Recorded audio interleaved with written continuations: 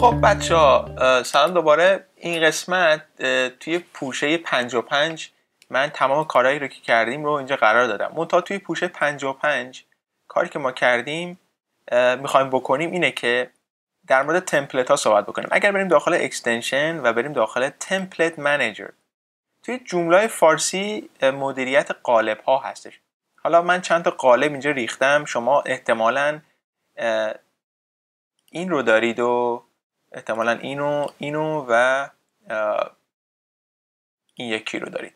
خب چند تا رو من ریختم، این 3 تا رو ریختم، زیاد مهم نیستش، فقط اگر ندارید مهم. من دارم در مورد تمپلیت ها صحبت میکنم. اولا این که شما اگر این 4 تا که میبینید خط داره رو من بگیرم اینجوری به شما نشون بدم که معلوم شه، شما اینا رو دارید. یکیش نوشته سایت، یکی دیگهش نوشته ادمنستریتور، یعنی 2 تاش نوشته سایت، 2 تا دیگهش نوشته ادمنستریتور. اینا رو قبلا به شما گفتم که برای ادمنستریتورتون اینجا توی وبسایتتون اگر بخواید که تمپلیتتون عوض شه میتونید یکی از این ادمنستریتور رو انتخاب کنید، بر طبق اینکه کدومش ستاره داشته باشه عوض خواهد شد. ولی اگر فرانت اند وبسایتتون، یعنی توی اینجا اگر بخواد تمپلیتتون عوض شه، از این مثلا از این یکی و از این بالای هر کدومو که بخواید انتخاب کنید، میدونید که تمپلیتتون عوض میشه. میبینید الان تمپلیت اینجوری عوض میشه و میبینید که اینجا یه مقدار به هم ریخت و این تمپلیت با جمله 2.5 میومد اگر یادتون باشه. و حالا این هدر هم میتونید عوض بکنید و خیلی کارهای دیگه میتونید بکنید. تمپلیت های قدیمیه که نگاه بکنید. حالا این ریسپانسیو هم هست ولی من زیاد خوشم نمیاد از این تمپلیت چون یه مقدار قدیمی است. برمیگردیم به اون پروتوستار کلیک میکنیم. ولی اگر ما بریم 23 که همون حالا 22 توی جمله 2.5 بود، بریم داخل آپشن و بریم داخل منیو اساینمنت، میتونید از هر کدوم از تمپلیت ها که خواستید مثلا جداگونه چیکار بکنید، استفاده بکنید. برفرض من میگم تمام صفحات وبسایت من این تمپلیت باشه، ولی صفحات پروداکت من مثلا چی باشه؟ این 5 تا مثلا 23 باشه. برفرض نگاه اصلا میبینیم سیو شد. میبینید میگه 5 تا منیو عوض شد اینجا و میاد این رو سیو میکنید. الان میبینید توی هوم تغییر نکرده، توی اباوت تغییر نکرده، ولی به محض اینکه ما میریم داخل پروداکت میبینید که تمپلیت عوض میشه و خب اینجا چون دراپ داون نداره اینا به هم میخورن.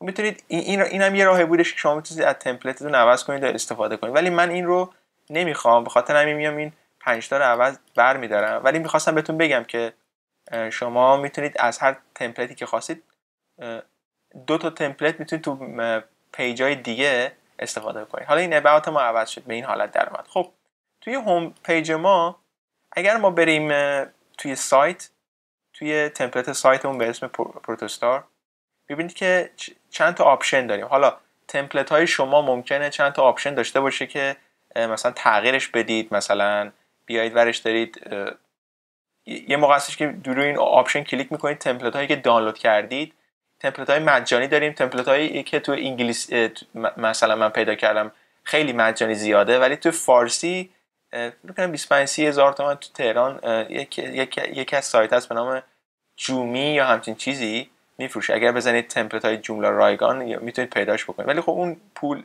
زیاد تمپلیت های خوب فارسی پیدا نکردم واسه جمله های 3 فعلا. حالا اونایی که ساختن پول دارن میگیرن. خب آپشن هایی که میتونید داشته باشید اینه که میتونید عوض بکنید اسمش رو.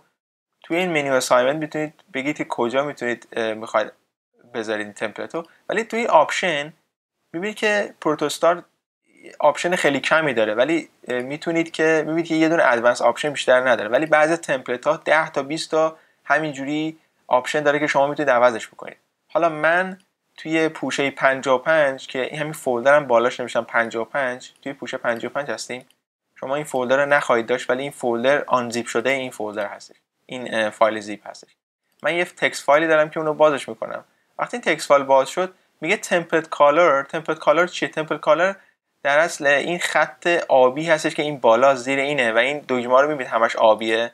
این خطای آبی هستش که اینجاست. میگه میخوای عوضش بکنی؟ میگم چرا که نه.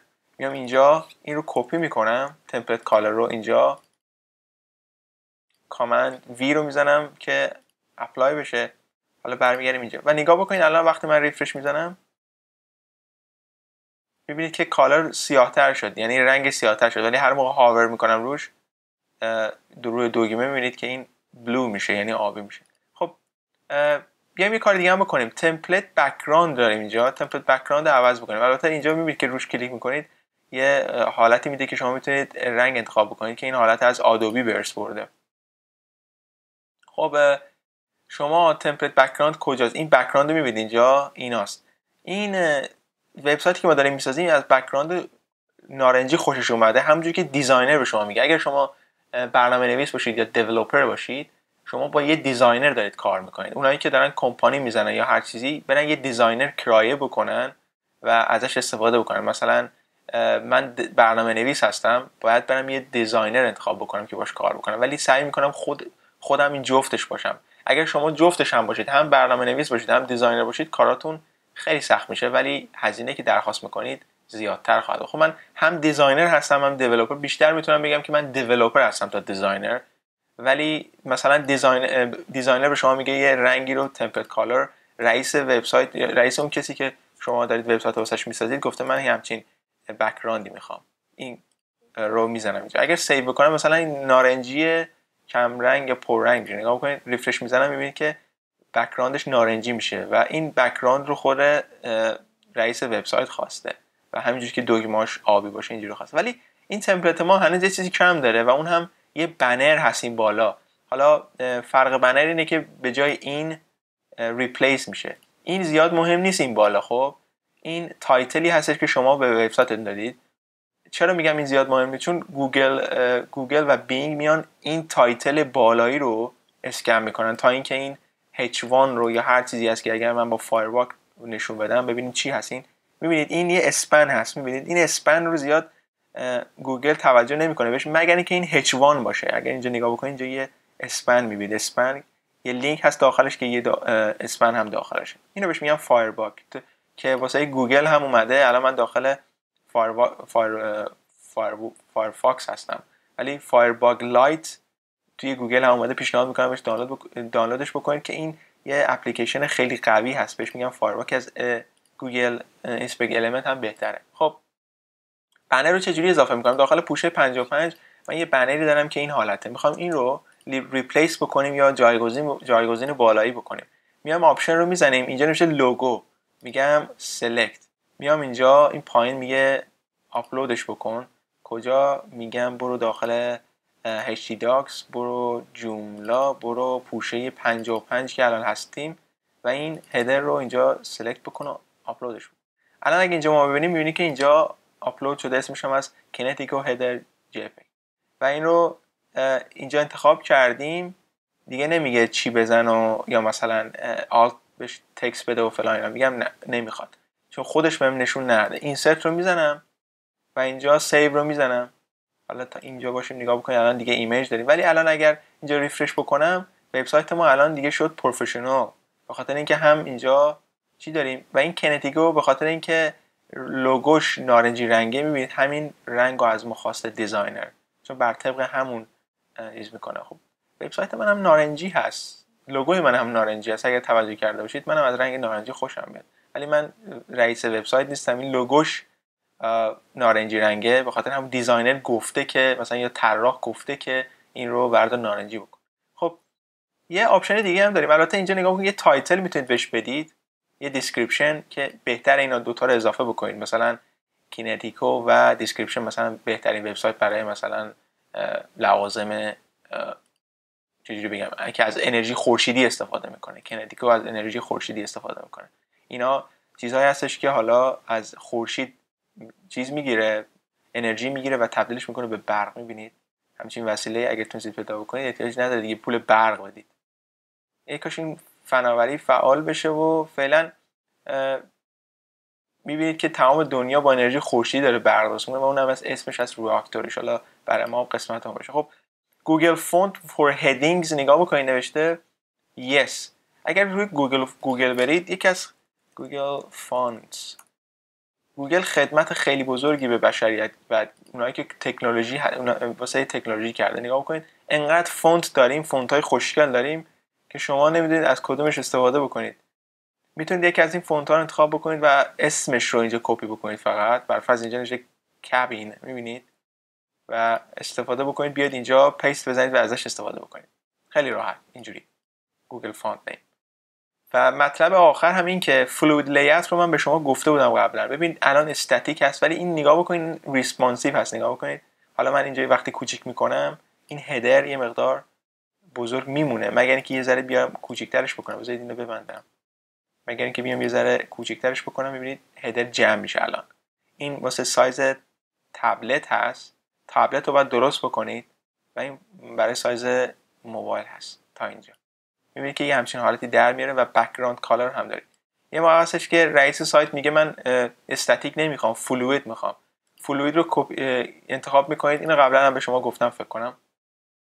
وقتی این رو میزنید میبینید که تمپلت شما باز میشه و اگر خواستید یه همچین چیزی انتخاب بکنید دیگه بک‌گراند کالر ندارید که اگر هم انتخاب کرده باشید دیگه به نظر نمیاد.